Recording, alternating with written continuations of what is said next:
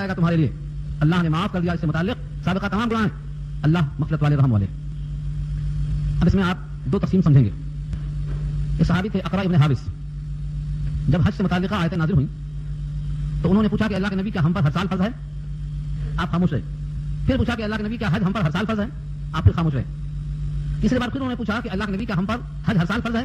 تیسری بار بھی آپ خاموش رہے، اور اس کے بعد بہت ہی سخت لفظ میں فرمایا اگر میں تمہارے جواب میں ہاں کہہ دیتا تو حج ہر سال فرض ہو جاتا اور تم اس کو پورا نہ کر سکتے، مشقت میں ہو جاتے، اور بعد میں آنے والے بھی تمہاری اس مشقت میں شریک ہو جاتے۔ اس لیے جتنا میں حکم دوں اس پر عمل کرو، اور جس کے بارے میں حکم نہ دوں اس کو مجمل ہی خاموش ہو جاؤ، خود قریب نہ کیا کرو۔ ابھی آپ نے ان کو سمجھایا ہی تھا کہ اس پر آیت نازل ہوئی۔ اس آیت کا شان یہ لکھا ہے، اسے دو باتیں معلوم ہوئی کہ سوالات دو قسم کے ہوتے، کیونکہ مطلق سوال نہیں کیا۔ جملہ کیا ہے؟ لا تسألوا عن اشیاء ان تبد لكم تسؤكم، مت سوال کرو ان چیزوں کے متعلق کہ اگر تم سے ظاہر کر دی جائیں تو تم کو ناگوار ہو، یعنی اگر اس کا جواب صحیح دیا جائے تو تم کو ناگواری پہنچے۔ تو سوال دو قسم کے ہوتے، جیسے علم بھی دو قسم کا ہوتا ہے، علم نافع اور علم غیر نافع۔ بہت سے علم نفع نہیں دیتے، آدمی کو کھا جاتے۔ نبی صلی اللہ علیہ وسلم دعا فرماتے تھے اللهم انا نسألك علما نافعا۔ علم نافع کی قید کیوں لگاتے تھے؟ کیونکہ ہر علم نفع نہیں دیتا، بعض علم سے آدمی گمراہ ہو جاتا، اور اس کی تشریح علامہ اقبال نے کی تھی تعلیم تیرے جوہر باطن کو کھا گئی، آب حیات پی کے تجھے موت آ گئی۔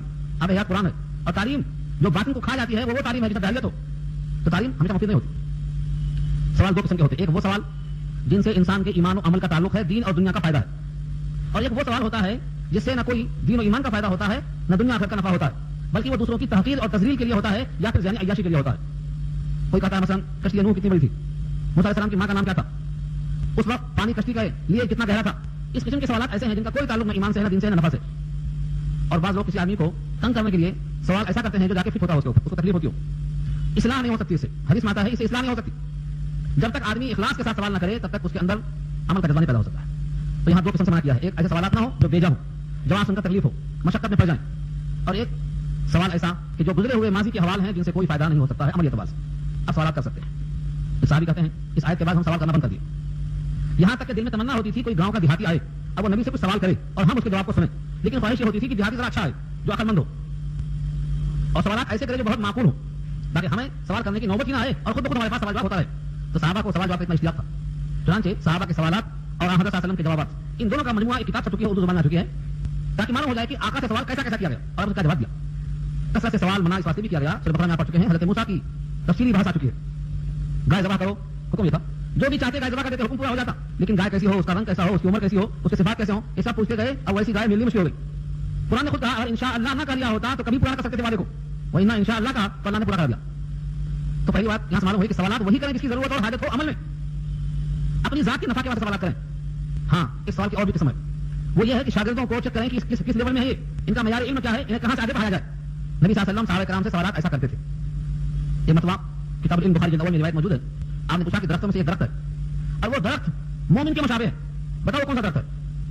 اور صحابہ درختوں کو دیکھتے اور مومن کو دیکھتے، دونوں کو ٹٹولتے ہوئے چلے گئے درختوں میں، جنگل میں چلے گئے۔ کون سا درخت ہو سکتا ہے جو مومن کے مشابہ ہے؟ مومن تو نفع دینے والا ہوتا ہے، مومن سدا بہار ہوتا ہے، مومن مضر نہیں ہوتا، مفید ہوتا، تو کون سا درخت ہے ہو سکتا؟ ابن عمر رضی اللہ عنہ فرماتے ہیں کہ صاحب جنگل میں چلے گئے اور میں اپنے گھر میں رہا، یعنی دماغ میرا، میں نے کہا ہو نہ ہو کھجور کا درخت ہے یہ، لیکن عمر میں چھوٹا بچہ تھا، مجھ سے بڑے بڑے صحابہ موجود تھے، ان کی عمریں کافی تھی، 70 سال 60 سال کے لوگ موجود تھے، بھلا ان کی موجودگی میں کیا زبان کھولتا میں خاموش رہا۔ تھوڑی دیر میں آپ نے کہا کہ وہ درخت کھجور کا ہے۔ ابن عمر کہتے ہیں میں خوشی سے اچھل گیا، آ کے اپنے ابا سے بتایا حضرت عمر سے کہ ایسا سوال ہوا، ایسا میں نے سوچا اور میں نے جواب دیا۔ کہا پیارے اگر تم نے جواب دے دیا ہوتا اور اس سے نبی کو خوشی ہوئی ہوتی، یہ خوشی مجھ کو دونوں جہان سے بہتر ہوتی۔ تو ثابت یہ ہوتا ہے کہ علم کا امتحان لیا جانا چاہیے، اس میں کوئی خفت کی بات نہیں ہے۔ علم میں کمی ذاتی صحابہ کے درمیان تھی، انبیاء کے درمیان تھی، علم کی انتہا تو اللہ کی ذات کے پاس ہے، عربی کا منتہا، تو علم کی کمی ذاتی سے کوئی منشی کی ضرورت نہیں ہے، علم بڑھتا ہی طریقے سے۔ اگر علم آپ حاصل کرنا چاہتے ہیں تو سوال و جواب کے بغیر آگے نہیں بڑھ سکتے آپ، ملک بے سیاست اور مال بے تجارت اور علم بے بحث بڑھتا ہی نہیں، بحث کرتے کرتے ہی علم بڑھتا ہے، لیکن شرط یہ ہے اخلاص کے ساتھ ہو، علم کے حصول کا مقصد ہو، دوسروں کو کمزور کرنا زد پہنچانا مراد نہ ہو۔ تو حاصل یہ ہوا اس وقت سے لے کر آج تک کہ سوالات ایسا مت کرو کہ اگر ظاہر کیا جائے تو تم کو تکلیف پہنچے، اس کا مطلب نہیں کہ سوالات کرنے چھوڑ دو، سوالات کرو جس کا تعلق عمل سے ہو۔ اگر خود سوال کرتے شرم آتی ہے تو اپنے کسی ساتھی سے اس سوال کو کرواؤ۔ اس کی مثال میں لکھا ہے بخاری میں، حضرت فاطمہ حضرت علی کے نکاح میں، اور مسئلہ یہ پوچھنا ہے اگر کوئی بیوی کو چھیڑ چھاڑ کرتا ہے اور اس سے لذت کے بعد مزید خارج ہوتی ہے تو غسل واجب ہوتا کہ وضو واجب ہوتا، یہ پیشاب کے حکم میں ہے یا منی کے حکم میں ہے؟ یہ مسئلہ پوچھتے ہوئے حضرت علی کو شرم آئی تو مقداد بن اسود سے کہا کہ تم پوچھو۔ انہوں نے یہ سوال کیا نبی صلی اللہ علیہ وسلم سے، آپ جواب دیا کہ یہ مزید جو ہے پیشاب کے حکم میں ہے، اس کا دھو لینا وضو کے بعد کافی ہے، وضو کرنے کے واسطے کافی ہے، غسل کرنے کی ضرورت نہیں۔ تو دیکھو عمل کرنے والے کا جذبہ یہ ہوتا ہے کہ سائل سے گزارش کرتا ہے آپ پوچھ کے بتاؤ۔ تو علم اگر ہے عمل کے لیے تو سوالات کرنے میں کوئی حرج نہیں ہے، اور علم اگر تحقیق اور تذلیل کے لیے ہے، کسی کو زد پہنچانے کے لیے ہے تو منع کر دیا گیا ہے۔ ایک علت اور منع کرنے کی وہ آگے آ رہی ہے، ایمان والو سوال مت کرو، فضول سوال مت کرو ایسی چیزوں کے بارے میں، اگر ظاہر کر دیا جائے تم سے تو تم کو برا لگے، ناگوار لگے.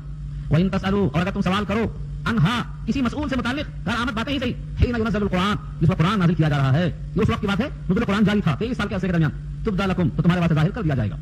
عفى الله عنها، عفى الله عنها، یہ اللہ کی طرف سے پیشی کی معافی ہے، معاف کر دیا اللہ نے. صحابہ کرام کی یہ شان ہے کہ اللہ نے کئی مقامات پہ معافی مانگنے سے پہلے ہی معاف کر دیا، کیونکہ ان کے قلب کا امتحان اللہ نے لے لیا. عفى الله عنها، اللہ نے ان کو معاف کر دیا. جیسا کہا تھا بدر والوں کے بارے میں اعملوا ما شئتم قد غفرت لكم والله غفور حلیم، اللہ مغفرت والے اور حلم والے. یہ ہے اصل علت 102 نمبر کی آیت میں. قد سألها قوم، سوال کیا تھا اس سے پہلے کچھ لوگوں نے تم سے پہلے، ثم اصبحوا بها کافرین، پھر ہو گئے وہ انہی سے متعلق کفر کرنے والے. پہلے سوال کرتے، جب جواب مل جاتا تو بجائے ماننے کے اس کا انکار کرتے. یہ ان کی ہلاکت کی سبب ہوئی، وجہ بن گئی. تو سوال کرنے والے سوال کریں تو اس نیت سے کہ جواب مرضی کے خلاف آئے گا تب بھی اور مرضی کے موافق آئے گا تب بھی بہرحال عمل کریں گے. یہ ہے اصل شرط. ورنہ ہوتا کیا ہے، ہم تو لوگ سوال کرتے ہیں چیک کرو 1 سے 2 سے 3 سے 4 سے، جب تک مرضی موافق نہ آ جائے جواب پوچھتے رہو. اور جہاں کوئی مل گیا مرضی موافق بولنے والا، اب خوش ہو گئے، عمل کرو اس کے اوپر، موقع مل گیا. تو عمل کس طرح ہوا؟ جواب پہ عمل ہوا یا اپنی مرضی پہ عمل ہوا؟ مرضی کے موافق جواب آنے تک پوچھتے رہنے کا مطلب یہ ہے جواب عمل پہ نہیں ہوا. عمل اور جواب میں کیا ہے تھا؟ پہلا ہی شخص جس سے سوال کیا گیا جو جواب دیا اس پر عمل کرنا چاہیے. اور اگر وہ معتمد علیہ نہیں ہے، اس کے علم پر آپ کو اعتماد نہیں ہے، تو سوال کرنے کا مقصد کیا تھا؟ اور اعتماد اگر ہے تو جواب پہ عمل میں تاخیر کیوں تھی؟ اس لیے فرمایا فسالها قوم من قبلكم، اس سے پہلے سوال کیا ہے بہت سے لوگوں نے تم سے پہلے، ثم اصبحوا بها کافرین، پھر ہو گئے وہ اس کے ساتھ انکار کرنے والے. تو سوال کا جواب اس واسطے ہو کہ اس پر عمل کیا جائے. زکات کے مسائل کثرت سے لوگ پوچھتے ہیں تاکہ زکات واجب نہ ہو، اس سے بچیں. اور جب تک کوئی ایسا نہ مل جائے کہہ دینے والا کہ ہاں اس شکل میں تم پر واجب نہیں ہوئی، تب تک پوچھتے ہی رہیں گے. یہ کیا ہے؟ یہ جواب کا انکار ہے. انکار کی بھی شکلیں، اور انکار تو ہم نے عملی بہت چیزوں پر رکھا ہے. مثال کے طور پر نکاح ہے. نکاح میں جو چیز عبادت ہے ان کو تو ہم نے فراموش کر دیا ہے، اور عبادت جو نہیں ہے جو رسم و رواج ہے اس کو ہم نے اپنا لیا ہے. کیوں؟ اس سے نفع ہوتا ہے ہمیں، اس نفع کے حصول کی خاطر. نکاح میں کیا چیز ہے؟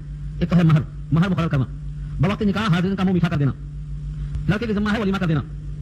ان 3 خرچ کے علاوہ کوئی خرچ چالو کر دو آپ. نکاح میں مہر مقرر کرنا، ادھار ہو یا نقد بہتر ہے ادھار سے. اور اس کے بعد جو حاضرین ہیں ان کا منہ میٹھا کرنا، لڑکی والوں کا ذمہ یہ بھی نہیں ہے، دولہے کا ذمہ یہ بھی ہے.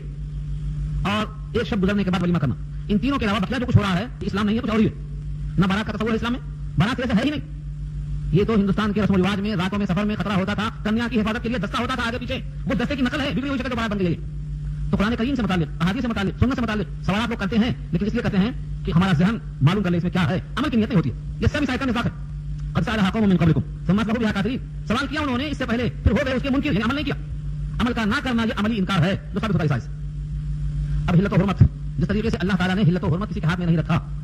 جو اللہ نے حلال کیا وہ حلال، جس کو حرام کیا وہ حرام. لیکن عربوں کا ایک دستور تھا کہ جانوروں کی کچھ شکلیں وہ حرام کر دیا کرتے تھے. اللہ فرماتے ہیں ما جعل اللہ من بحیرہ ولا صائبہ ولا وسیلہ ولا حام، یہ 4 نام بتائے یہاں پر. اللہ نے نہیں بنایا بحیرہ، صائبہ، وسیلہ اور حام. یہ 4 چیزیں جانوروں کے مختلف صفات کی وجہ سے یہ نام رکھے گئے ہیں. ان میں بہت سے اختلافات بھی ہیں، لیکن بخاری کی روایت میں سعید ابن مسیب کے حوالے سے جو آئی بات وہ یہ ہے، اونٹ بحیرہ کسے کہتے ہیں؟ یہ بنا ہے بحر سے، اور بحر کے معنی سمندر کہتے ہیں. مراد یہ ہے کہ اس کا دودھ کوئی دوسرا استعمال نہ کرے، چاہے وہ بہہ کے نکلنا شروع ہو جائے. یہ تو ہے بت کے حوالے. اس جانور کو ہم نے بت کے حوالے کر دیا، اب اس کا دودھ دوسرا کوئی نہیں پی سکتا. اس جانور کا نام کیا ہے؟ بحیرہ ہے. ولا صائبہ، صائبہ کے معنی سانڈ چھوڑ دیا ہوا، کسی بت کے نام پہ چھوڑ دیا جائے، نہ اس پر کوئی سواری کر سکتا ہے نہ ذاتی استعمال کر سکتا ہے، وہ چھوڑ دیا جائے. تو یہ صائبہ ہے، بتوں کے نام پہ چھوڑ دیا گیا. اور وسیلہ، وسیلہ کے معنی وہ جانور اونٹنی جو مادہ ہے جس نے مسلسل کئی بچے دیے ہیں مگر سب مؤنث، کوئی مذکر نہیں، ہر بچہ اسے پیدا ہوا تو مؤنث ہے، اس کا نام وسیلہ ہے. اور حام کے معنی نر اونٹ جس نے کئی جفتی کی ہے، اس کی خاص تعداد ہوتی ہے. یہ سب شکلیں بنا رکھا تھا لوگوں نے. تو بحیرہ، صائبہ، وسیلہ، حام، یہ سب اس طرح ہیں، اللہ کی بنائی ہوئی نہیں ہے. اللہ نے ان کا دودھ، ان کی سواری، نر ہو یا مادہ، جفتی کم ہو یا زیادہ، یہ سب تمہارے واسطے حلال رکھا تھا، لیکن تم نے ان صفتوں کو لازم کر کے اس کو حرام کر لیا. مانا کیا ہوا؟ تم اپنی مرضی کے موافق حلال و حرام کیا کرتے ہو. اور جب بندہ اپنی مرضی کے موافق حلال و حرام کرتا رہے گا تو گویا وہ اللہ کے قانون کو نہیں مانگا. ما جعل اللہ من بحیرہ، نہیں بنایا اللہ نے بحیرہ کو، یعنی مشہور نہیں ہے بحیرہ. ولا صائبہ، اور صائبہ بھی نہیں. ولا وسیلہ، وسیلہ بھی نہیں. ولا حام، اور حام بھی نہیں. ولكن الذين كفروا يفترون على الله الكذب، لیکن جنہوں نے کفر کیا وہ لوگ کہتے تھے اللہ پر جھوٹ. یہ اللہ پر جھوٹ کرنے کی شکل ہے. کیا جس طرح سے وہ لوگ جھوٹ کرتے تھے اللہ پر اس زمانے میں جو چیزیں اسلام میں نہیں ہیں اور ہم اسلام سمجھ کر کرتے ہیں، کیا اس کے مشابہ نہیں ہے؟ اسلام میں بحیرہ کا تصور نہیں تھا، اسلام میں صائبہ، وسیلہ کا تصور نہیں تھا، اور وہ لوگ کرتے تھے. تو اللہ نے کیا کہا؟ یفترون علی اللہ الکذب، یہ اللہ پر جھوٹی بات کرنے کے برابر ہے. تو آج کے مسلمان کثرت کے ساتھ اسلام کے نام پہ جو اعمال کرتے ہیں حقیقت میں اسلام میں نہیں ہے. تو کیا یہ اللہ پر کرنا نہیں ہوا، نبی پہ کرنا نہیں ہوا؟ کیا نبی کا دین ناقص ہے؟ اگر نبی کا دین ناقص نہیں ہے تو اس دین سے انحراف کس بنیاد پہ ہے؟ محض خواہشات کی بنیاد پر. اور خواہشات کی بنیاد پر جو انحراف ہوتا ہے تو اتباع اسلام کی نہیں ہوئی، خواہشات کی ہوئی. یہ اسی کو مشابہ ہے. اس کی وجہ کیا ہے؟ اللہ فرماتے ہیں وَأَكْثَرُهُمْ لَا يَعْقِلُونَ، وَأَكْثَرُهُمْ لَا يَعْقِلُونَ، ان میں سے اکثر لوگ عقل نہیں رکھتے. عقل کون رکھتا ہے؟ گزشتہ آیات میں آ چکا ہے فَاتَّقُوا اللَّهَ يَا أُولِي الْأَلْبَابِ لَعَلَّكُمْ تُفْلِحُونَ، اللہ سے ڈرو عقل مندو تاکہ تم فلاح پا جاؤ. معلوم یہ ہوا اللہ سے ڈرنا، اللہ کے احکامات کو ماننا یہ عقل کا تقاضا ہے، اور اللہ کے احکامات کی پرواہ نہ کرنا یہ بے عقلی کا تقاضا ہے. جو لوگ اسلام کو چھوڑ کر عقل مند اپنے آپ کو سمجھتے ہیں یہاں کی وجہ ہو جاتی ہے کہ قرآن کریم پر عمل نہ کرنا اور پھر اپنے آپ کو عقل مند سمجھنا، نتیجے سے بے خبری کی دلیل ہے. نتیجہ کیا ہے؟ جو فائدہ ہونے والا ہے وہ جنت ہے یا جہنم ہے، اور اس کا مدار کیا ہے؟ نبی کی اتباع. ایک اور بھی اگلی مثال دی اللہ نے وَإِذَا قِيلَ لَهُمْ تَعَالَوْا إِلَىٰ مَا أَنزَلَ اللَّهُ وَإِلَى الرَّسُولِ قَالُوا حَسْبُنَا مَا وَجَدْنَا عَلَيْهِ آبَاءَنَا. اور جب ان سے کہا جاتا آ جاؤ اس حکم کی طرف جو نازل کیا اللہ نے اور رسول کی طرف, تو جواب میں کہتے ہیں حسبنا, ہمیں کافی ہے, ما وجدنا علیہ آباءنا, جن پر ہم نے پایا ہے اپنے آبا و اجداد کو, ہمارے آبا و اجداد کو ہم نے جس پر پایا ہے یہ ہمارے واسطے کافی ہے. آپ جو بلاتے ہیں اندر اللہ کی طرف الى رسول, یہ ہمیں منظور نہیں ہے. ترازو بھائی ہم ترازو ہے. یہ آیت کئی مقام پہ آئی ہے, اس سے پہلے بات آ چکی ہے اس کے اوپر. کثرت سے لوگ آبا و اجداد کی اتباع کرتے تھے. خود ابو طالب کی وفات کے موقع پر یہی تو کہا گیا تھا, حضور صلی اللہ علیہ وسلم کہا کہ کلمہ پڑھ لو میں اللہ سے بچ جاؤں گا. اور ابو جہل بیٹھا ہوا, اس نے کہا تھا نہیں, لوگ کہیں گے کہ تم نے اپنے آبائی دین سے انحراف کر لیا, اور اپنے آبائی دین کو چھوڑ دینا ایک معنوں میں اپنے آبا و اجداد کو بیوقوف کرنے کے برابر ہے. گویا وہ غلط طریقے پر تھے. آگ کی بات ہے یہ. چنانچہ مرتے مرتے اس نے کلمہ نہیں پڑھا. کلمہ کیوں نہیں پڑھ لیا؟ آگ کی وجہ سے. لوگ کہیں گے آبائی دین چھوڑ دیا, تو آبائی دین کی بہت اہمیت ہے. کیا آبائی دین ہمیشہ مفید ہوتا ہے یا کبھی مضر ہوتا ہے؟ دو جگہ تقسیم کیا اللہ نے, اس سورہ یوسف میں تقسیم کیا ہے, تیرہواں پارہ. تقسیم کا حاصل یہ ہے کہ مطلق آبا و اجداد کی اتباع مذموم نہیں ہے. آبا و اجداد اگر حق پر ہیں تو ان کی اتباع باعث فخر ہے. جیسے جلخانے میں یوسف نے کہا تھا وَاتَّبَعْتُ مِلَّةَ آبَائِي إِبْرَاهِيمَ وَإِسْحَاقَ وَيَعْقُوبَ. یہ فن کہاں سے آیا آپ کو خوابوں کی تعبیر کا اور اللہ سے قربت کا؟ تو کہا میں نے اتباع کی ہے, میرے آبا و اجداد کی اتباع کی ہے. ابراہیم میرے آبا و اجداد میں ہیں, یعقوب ہیں, اسحاق ہیں, ان کی اتباع میں نے کی ہے. تو کوئی نبی تھے, نبیوں والے کام ان کے پاس موجود تھے, ان کی اتباع کیا تو باعث فخر ہے. اس لیے مطلب نہیں کیا قرآن میں. ہاں یہ کہا اولو کان آباؤہم لا یعلمون شیئا ولا یہتدون, کیا اگرچہ ان کے آبا و اجداد کچھ نہیں جانتے تھے اور ہدایت پر نہیں تھے تب بھی ان کی اتباع کریں گے؟ یہ سوال کیا یہاں پر. اور دوسری آیت میں کہا گیا ہے اولو کان آباؤہم لا یعقلون شیئا, کیا ان کے آبا و اجداد بالکل عقل نہیں رکھتے تھے تب بھی اتباع کریں گے؟ اس آیت پر ترازو رکھا اللہ نے, تقسیم کر دیا کہ اگر آبا و اجداد علم رکھتے تھے, ہدایت پر تھے, عقل رکھتے تھے, فہم رکھتے تھے تو ان کی اتباع باعث فخر ہے. اور اگر آبا و اجداد کے پاس علم نہیں تھا, وہ خود بھٹکے ہوئے تھے, توحید سے غافل تھے, تو ان کی اتباع نہیں کی جائے گی. دیکھو ابراہیم نے اپنے باپ کی اتباع کیوں نہیں کی؟ ابراہیم پیغمبر ہیں, اللہ کے خلیل ہیں, خلق کا تاج ہے, اللہ کے خاص دوست ہیں, لیکن جب اپنے باپ کو دیکھتے ہیں کہ وہ پرستی میں لگے ہوئے ہیں تو اپنے باپ کی اتباع نہیں کرتے. اور کیا کہتے ہیں یا ابتی لا تعبد الشیطان یا ابتی انی اخاف ان یمسک عذاب من الرحمن. تو بات سے کہتے ہیں کہیں رحمان کی مخالفت میں شیطان کو چھونے لے, آپ کو کہیں عذاب نہ آ جائے آپ کے اوپر. باپ کو ڈرا رہے ہیں, دھمکا رہے ہیں, کیوں؟ دیکھ لیا کہ یہ باپ راستے سے ہٹے ہوئے. ان تینوں چیزوں کے درمیان میں ہمارے پاس ترازو آ گئی, وہ یہ ہے کہ آبا و اجداد کی مطلق تقلید نہ حرام ہے اور نہ ممنوع ہے اور نہ مطلق جائز ہے, بلکہ دیکھا جائے گا آبا و اجداد صاحب شریعت تھے, شریعت پر عامل تھے تو ان کی اتباع باعث فخر ہے, اور اگر شریعت سے ناواقف تھے, گمراہ تھے, بھٹکے ہوئے تھے تو ان کی اتباع جائز نہیں ہے. لیکن قرآن کا انداز دیکھو, قرآن نے یہ نہیں کہا کیا ان کے آبا و اجداد بھٹکے ہوئے ہیں تبھی اتباع کریں گے, نہیں ایسا نہیں کہا. کیوں؟ اس سے اشتعال پیدا ہوتا, غصہ پیدا ہوتا. ارے میاں تمہارے باپ جاہل تھے, غصہ آئے گا آدمی کو, بڑا کی طرف نکل جائے گا. تو فرمایا کہ نہیں, انداز یہ ہو کہ اگر ان کے پاس صحیح راستہ نہیں تھا, صحیح راستے پر نہیں تھے, وہ خود شریعت سے واقف نہیں تھے تو ان کی اتباع نہیں کی جائے گی. باپ دادا ہونا نہ برا ہے نہ مذموم, یہ دیکھنا ہے کہ وہ صاحب شریعت تھے کہ نہیں تھے, علم والے تھے کہ نہیں تھے, ہدایت پر تھے کہ نہیں تھے, نبی کے طریقے پر تھے کہ نہیں تھے. کتاب دیا اللہ نے ہمارے پاس, اب کوئی شبہ نہیں ہے. ہر آدمی دیکھ لے اگر اپنے باپ کا عمل شریعت کے آئین مطابق ہے تو باعث فخر ہے, باعث اتباع. اگر اس کا عمل نبی صلی اللہ علیہ وسلم کے طریقے سے ہٹا ہوا ہے تو ان کے لیے بھی استغفار کرے اور اپنے واسطے بھی سنت کا انتخاب کرے. یہ فیصلہ ہوتا ہے یہاں پر. تیسرا ایک پیش کیا اللہ نے 105 نمبر کی آیت میں. کچھ لوگ کہتے ہیں ہمیں کیا کرنا, کوئی بھٹکا ہے تو بھٹکنے دو, کوئی گمراہ ہے تو گمراہ ہونے دو, ہمیں تو اپنی اپنی فکر کرنا چاہیے. یا شاید اپنا اپنا دیکھ, بھٹکے ہوں گے, آبا و اجداد کو نہیں معلوم تھا, ہدایت پر نہیں رہے ہوں گے, ہم سے کیا کرنا ہے, ہم کو اپنی فکر کرنا ہے. یہ بہت اہم مضمون ہے. یا ایھا الذین آمنوا علیکم انفسکم لا یضرکم من ضل اذا اهتدیتم. اس ٹکڑے کو آپ اگر ترجمہ لفظی کر کے سوچیں گے, سوچیے اے وہ لوگ جو ایمان لے آئے ہو, تم پر لازم ہے اپنی فکر کرنا. علیکم انفسکم, علیکم تم پر لازم ہے, انفسکم تمہاری اپنی ذات, لا یضرکم نہیں مضر ہے تم کو, نہیں نقصان پہنچائے گا تم کو, من وہ شخص ضل جو بھٹکا ہوا ہے, اذا اهتدیتم جبکہ تم ہدایت پر ہو. اس کا ترجمہ سر سے آپ کے سامنے آ گیا, کیا سمجھے آپ اسے؟ یہی تو آئے گا, اپنی فکر کر لو, اپنی اصلاح کر لو. جو بھٹکا ہوا ہے اس کا بھٹک جانا ہمارے واسطے مضر نہیں ہے. یہ سمجھ آ رہا ہے؟ اور یہ بہت واضح طور پر سمجھ آ رہا ہے. اس آیت کو لے کر خطبہ دیا ہے ابو بکر صدیق رضی اللہ تعالیٰ عنہ نے. کنز العمال میں اس آیت کے ساتھ خطبہ موجود ہے. خطبے میں کیا فرمایا انہوں نے؟ کہا لوگوں تم تو یہ آیت کا ترجمہ پڑھ لیتے ہو اور خوش ہو جاتے ہو کہ اگر تم ہدایت پر ہو تو کسی کا گمراہ ہونا مجھے نہیں, لیکن میں نے سنا ہے نبی صلی اللہ علیہ وسلم سے فرماتے ہوئے جب لوگ خداوند قدوس کی طرف بلانا چھوڑ دیں, برے کام پر ٹوکنا چھوڑ دیں, اچھے کام کا حکم کرنا چھوڑ دیں, تو اللہ تعالیٰ کی طرف سے ان پر وبال یہ ہوگا کہ برائی اتنی عام ہو جائے گی کہ اس برائی سے خود نہیں بچ سکیں گے. برائی کا ماحول ایسا بن جائے گا, یہ بچ نہیں سکیں گے اسے. اس لیے تم پر لازم ہے امر بالمعروف اور نہیں عن المنکر کرتے رہو. مبادہ وقت آ جائے کہ تم دعائیں کرو اور قبول نہ ہو. اب آپ سوچتے ہیں کہ عیسائی کے خلاف کیسے گیا, خطبہ بظاہر عیسائی کے خلاف ہو رہا ہے مگر نہیں ہو رہا ہے. دیکھو تجزیہ کریں گے. دو لفظ ہیں یہاں, یا ایھا الذین آمنوا, اے وہ لوگ جو ایمان لے آئے, علیکم انفسکم تم پر لازم ہے اپنی فکر کرنا, یعنی اولا اپنی فکر کرنا تم پر لازم ہے, ثانیا بیوی کی, ثالثا بچوں کی, اس کے بعد ماں باپ کی, اس کے بعد پورے گھر والوں کی, اس کے بعد پورے خاندان کی, اس کے بعد شہر کی, اور اس کے بعد اپنے شہر سے آگے بڑھ کر پورے ملک کی فکر کرنا ہے. یہ تو بتائیے یہاں پر, یہ تو نہیں کہا گیا ہے کہ تم اپنا جو چاہے کرو, سب کی فکر کرتے بیٹھو, سارے جہاں کا درد ہمارے جگر میں ہے, سب کی فکر اور اپنے سے بے خبر. تو پہلا حکم یہ ہے اپنی فکر کر لو. آگے جو کہا گیا جملہ لا یضرکم, تم کو مضر نہیں, من ضل وہ شخص جو گمراہ ہو گیا, اذا اهتدیتم جبکہ تم ہدایت پر ہو. نسائی کی روایت میں یہ ہے تم ہدایت پر اس وقت تک نہیں ہو سکتے ہو جب تک تمہارے اندر یہ صفت نہ پیدا ہو کہ تم داعی الی اللہ بنو. اذا اهتدیتم تم ہدایت پر نہیں ہو سکتے ہو. کیوں؟ تم ہدایت پر ہونے کا مطلب تم قرآن پر ہو, اور قرآن کریم میں سب سے پہلا حکم یہ دیا گیا ہے, صفات میں بتایا گیا ہے کہ تم داعی الی اللہ ہو, تم کو اللہ کی طرف بلانا ہے. برائیوں سے تمہیں روکنا ہے، اچھائیوں کا حکم کرنا ہے. تو اذا تدیتم کا جو لفظ ہے یہ شرط ہے، اس شرط میں وہ داخل ہے. چنانچہ روایت پڑھتے ہیں، آپ سنتے ہیں، تم میں سے کوئی شخص اگر برائی کو دیکھے کیا کرے؟ فلیغیرہ بیدہ، اس کو ہاتھوں سے بدل دے. برائی کو اچھائی میں تبدیل کرنے کی کوشش کرے. طاقت نہیں ہے تو زبان سے برا سمجھے. اتنی بھی طاقت نہیں ہے تو دل میں رکھ لے کہ جب قابل ہوگا، موقع ملے گا اس کی اصلاح کروں گا. اور اب اتنا بھی جذبہ اگر نہیں ہے تو اس کے بعد ایمان کا کوئی ذرہ باقی نہیں ہے. یہ ترجمہ کس کا ہے؟ اذا تدیتم کی تشریح میں روایت لکھی ہے. خلاصہ کیا ہوا؟ تم حق پر ہو تو کسی کا گمراہ ہونا تم کو مجرم نہیں، اور تمہارا حق پر ہونا مشروط ہے، تم قرآن پہ ہو. اور قرآن کریم پر ہونے کا مطلب یہ ہے، قرآن کریم نبی صلی اللہ علیہ وسلم کی عملی تفسیر کا نمونہ ہے. یا ایھا الرسول بلغ ما انزل، جو نازل کیا گیا ہے پہنچانا ہے. یہ ہے امر بالمعروف. الی اللہ مرجعکم جميعا، اللہ ہی کی طرف تم سب کو لوٹنا ہے. یہ عقیدہ آخرت ہے. اکثر لوگ اس میں کمزور ہیں. ہمیں کہاں لوٹنا ہے؟ وہ سمجھتے ہیں قبرستان میں لوٹنا ہے. کہاں لوٹنا ہے؟ وہ سمجھتے ہیں کہ ہماری روح چلی جائے گی، جسم یہاں رہ جائے گا، قصہ ختم ہو جائے گا. لوٹنے کا مطلب یہ ہے کہ پرندہ جہاں سے آیا ہے وہیں واپس جائے گا، اور وہ اللہ کے پاس. جب اللہ کے پاس جائے گا تو اللہ کے سامنے کھڑا ہوگا. اللہ اس بندے کو دیکھیں گے اور یہ بندہ اللہ کو دیکھے گا. اور خوف خدا کی بنا پر اگر یہ مجرم ہے تو نگاہ اٹھا کر دیکھنے کی طاقت نہیں رکھے گا. وَلِمَنْ خَافَ مَقَامَ رَبِّهِ جَنَّتَانِ، جو رب سے ڈرتا ہے دو جنتوں کا حقدار ہوتا ہے. وَلِمَنْ خَافَ مَقَامَ رَبِّهِ، اپنے رب کے مقام سے ڈرتا ہے تو دو جنتوں کا حقدار بنتا ہے. تو اللہ کے پاس جانا یہ ہمارا سب سے بڑا مقصد ہونا چاہیے. ہم وہیں سے آئے ہیں اور وہیں جائیں گے. فَيُنَبِّئُكُم بِمَا كُنتُمْ تَعْمَلُونَ، بس وہ تم کو بتلا دیں گے جو تم کیا کرتے تھے. کیسے بتلائیں گے؟ 3 شکلیں ہیں اس کی. جو تم کیا کرتے تھے یہ ختم ہو جا رہا ہے، سمجھ رہے ہیں؟ یہ ختم نہیں ہو رہا. جس طرح سے دولہا اور دلہن کی فوٹو شادی خانے میں ریکارڈ کی جاتی ہے اور بڑھاپے میں دیکھی جاتی ہے. سب بڑھاپے میں کھول کے دیکھتے ہیں. جوان تھے تو ایسا تھے، دلہن یہ تھی، ماما یہ تھے، خالو یہ تھے، سب کی شکلیں مسکراہٹوں کے ساتھ قلم بند ہیں. ٹھیک ایسے ہی اللہ نے اس زمین کو حکم دے رکھا ہے تم تیار کرو ان کی فوٹو. سورہ زلزال 35 میں ہے. کیا کہیں گے زمین سے؟ یومئذ تحدث اخبارها بان ربک اوحى لها. زمین سے کہیں گے پوری خبروں کو بیان کر دے. یہ زمین اپنی خبروں کو بیان کرنا شروع کر دے. ایک شکل تو یہ. اور سورہ بنی اسرائیل میں کہا گیا ہے اقرأ کتابک کفى بنفسک اليوم علیک حسیبا، اپنی کتاب جو تم نے لکھی ہے اسے خود پڑھ لے. ہر آدمی یہ کتاب لکھ رہا ہے، اس کا نام کتاب زندگی ہے. بچپن کیسا گزرا، کیا تعلیم حاصل ہوئی، کہاں کہاں بیٹھا، کس کے پاس گیا، کیا زبان سے نکالا، کیسی کیسی حرکتیں کیا اس زمین پر، یہ سب کتاب تیار ہو رہی ہے. اس کا نام ہے زندگی کا کارنامہ حیات ہے. یہ اللہ تعالیٰ ہر بندے کو دے دیں گے. اپنی کتاب پڑھ لے. اقرأ کتابک کفى بنفسک اليوم علیک حسیبا. یہ دوسری شکل ہوتی ہے. اور کچھ چیزیں وہ ہیں جو نہ فرشتہ لکھ سکتا ہے نہ ہماری حیات میں آ سکتی ہے. وہ ہے غلط برے خیالات دل میں آدمی کر آتے ہیں. اللہ فرماتے ہیں ان کو ہم ظاہر کریں گے. وَنَعْلَمُ مَا تُوَسْوِسُ بِهِ نَفْسُهُ، اس کو ہم جانتے ہیں. فرشتہ کتنا لکھے گا؟ جو آپ کرتے ہیں. فرشتے وہی لکھتے ہیں. يَعْلَمُونَ مَا تَفْعَلُونَ، تم جو کرتے ہو وہ لکھتے ہیں. لیکن ہم وہ ظاہر کریں گے کہ تم دل میں خیال رکھتے. ان تمام چیزوں کو ہم ظاہر کر کے رکھ دیں گے.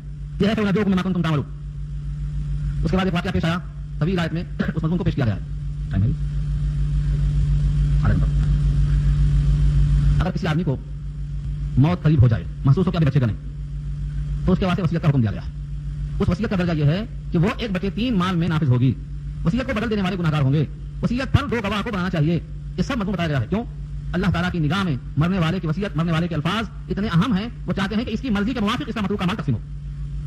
یوں تو اللہ نے مال کی تقسیم اپنے پاس سے متعین کر دی ہے، لیکن اگر کوئی وارث کے علاوہ کو دینا چاہتا ہے تو 1/3 تک اس کی گنجائش رکھا ہے اللہ نے. پھر ترجمہ دیکھ لیجیے، طویل آیت ہے.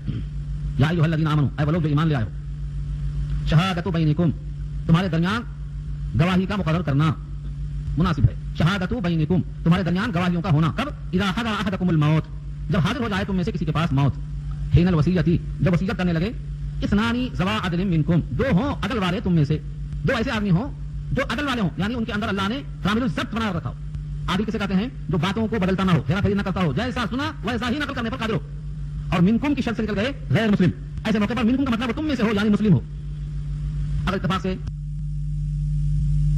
مجبوری یا دوسرے انسان ہو جو تم میں سے نہ ہو، من غیرکم، تمہارے علاوہ میں سے ہو. ان انتم ضربتم فی الارض، اگر ہو تم سفر کرتے ہوئے زمین میں. ضربہ کا صلہ جب فی آتا ہے، ضربہ کے ساتھ الارض آ جائے تو مانے سفر کرنا. میں نے عرض کیا تھا اس سے پہلے، ضربہ کے معنی مطلق مارنے کے آتے ہیں، الضارب مارنے والا. لیکن ضربہ کے ساتھ مثل آ جائے، مثلا تو بیان کرنا، کہاوت بیان کرنا، ضرب الامثال بیان کرنا، حکایتوں کو لانا. اور ضربہ کے ساتھ اگر فی الارض آ جائے تو زمین میں سفر کرنا مراد دیا ہے. یہاں وہی مراد ہے. اگر ہو تم سفر کی حالت میں، فاصابتکم مصیبت الموت، پھر پہنچی تم کو موت کی مصیبت. موت کو مصیبت کیوں کہا؟ مصیبت ہمارے اردو میں استعمال ہے. مصیبت کہتے ہیں طبیعت کے خلاف کوئی چیز کا پیش آنا، یہ مصیبت ہے اردو زبان کے اعتبار سے. لیکن عربی زبان کے اعتبار سے مصیبت یا اصابہ یصیب اصابہ کے معنی پہنچنا، کیونکہ ایک شے ہے جو پہنچی ہے اس کا نام موت ہے. مصیبت اردو کے اعتبار سے ہے وہ، ورنہ عربی کے لحاظ سے ہر شے جو پہنچتی ہے وہ مصیبت ہے. پہنچنے والے شے کو مصیبت کہا جاتا ہے. موت مومن کے واسطے مصیبت نہیں ہے. وہ عیسائی سے کہے فاصابتکم مصیبت الموت، پھر تم پر واقع موت کا پڑ جائے. ترجمہ کیا ہے مصنف نے؟ موت کا واقعہ پیش آ جائے. یہ نہیں کہا تم پر موت کی مصیبت آ جائے، کیونکہ مصیبت ہے نہیں. موت تو ایسا ہی ہے جیسا حیات.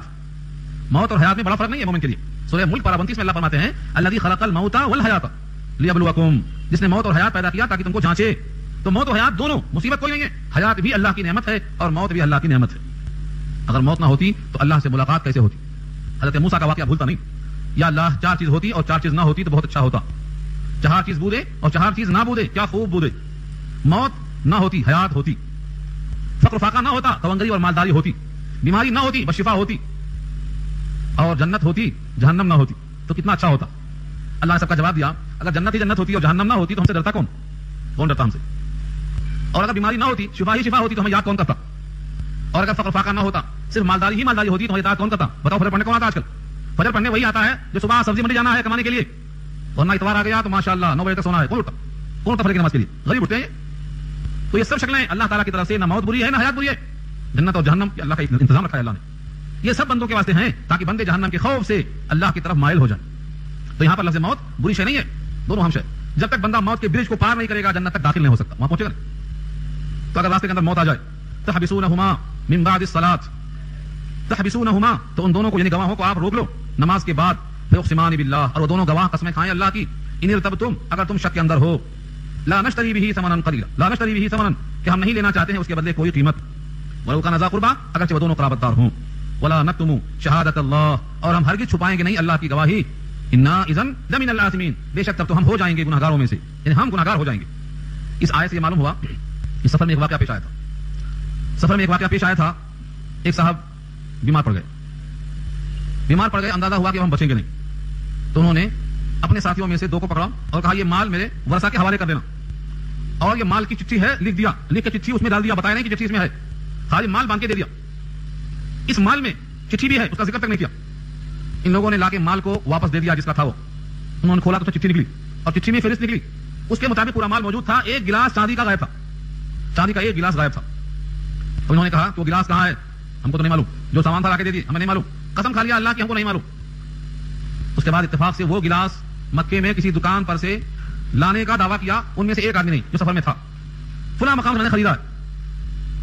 اللہ کی طرف سے یہ حکم تھا کہ جس کا یہ مال تھا ان وارثوں میں سے کوئی کھڑا ہو کر قسم کھائے کہ نہیں یہ گلاس تو ہمارا ہے اور ہماری قسم زیادہ حقدار ہے تمہاری قسم کے مقابلے میں، کیونکہ تم دعویٰ کر رہے ہیں کہ ہم نے خریدا ہے، اور دعویٰ کرنے والے کو 2 گواہ چاہیے خریدنے پر، اور ہم کہتے ہیں تم نے نہیں خریدا ہے تو ہم نے نفی کی ہے، ہماری قسم کا اعتبار کرنا پڑے گا.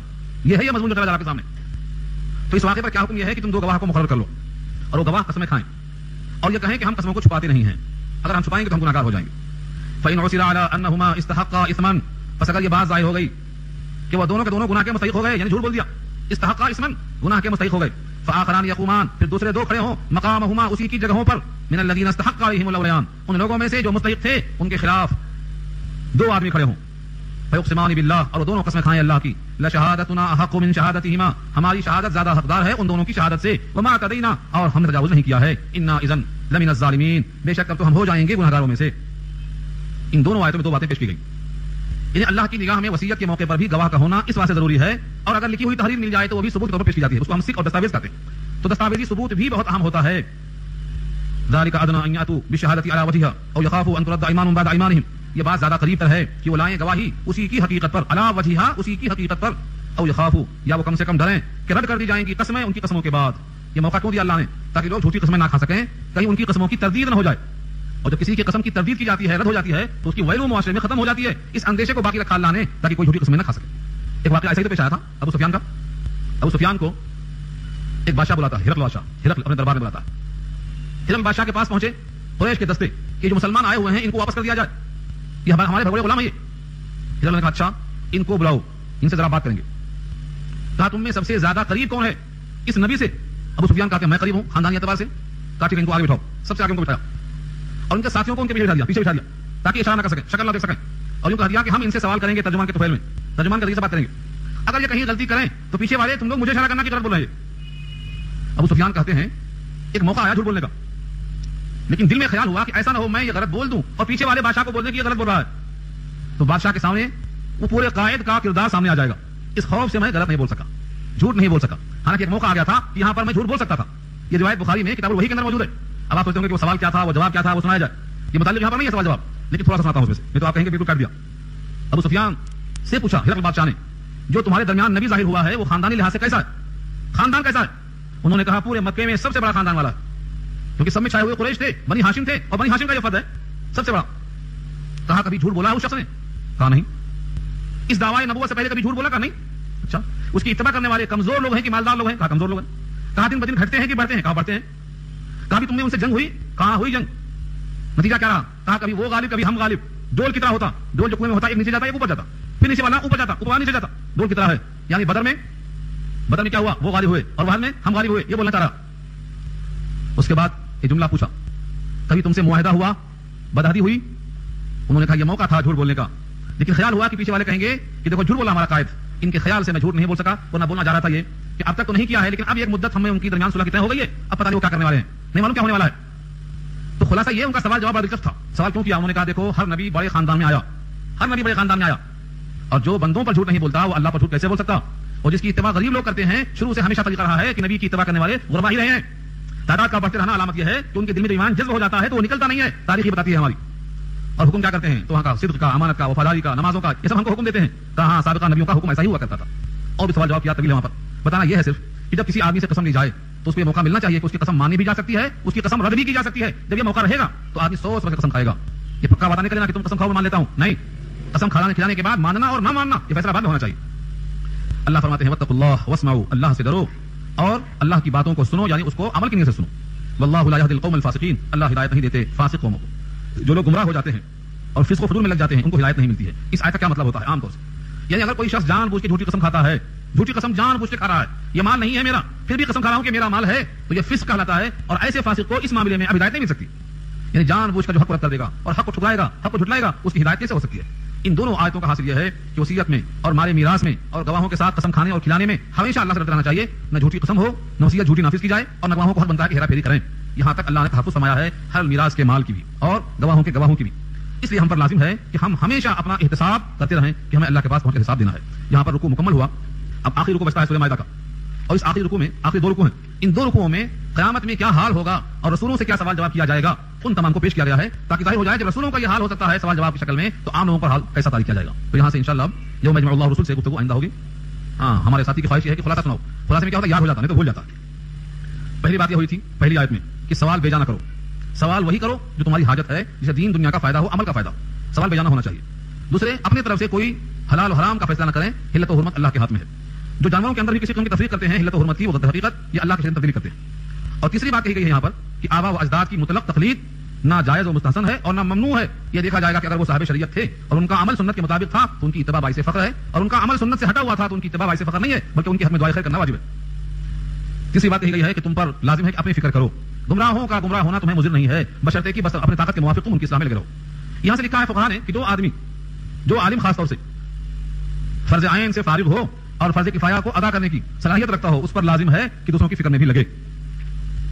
اور آخری بات عرض کی گئی ہے کہ اگر سفر کا موقع آ جائے اور وہاں تمہارے اپنے گواہ بھی نہ مل سکیں تو کیسے بھی تمہیں 2 گواہ مقرر کرنا ہے تاکہ وصیت کے مطابق مال ورثہ کے حوالے پہنچ جائے. اور یہاں اگر جھوٹی قسمیں کھانے والے پہنچیں تو ورثہ میں سے کوئی سچی قسم کھائے کہ میں زیادہ حقدار ہوں اس قسم کا، اور یہ مال دستاویز کے مطابق ہم کو ملنا چاہیے. یہاں پر بات ختم ہو جاتی ہے. اللہ تعالیٰ عمل کرنا آسان فرمائے.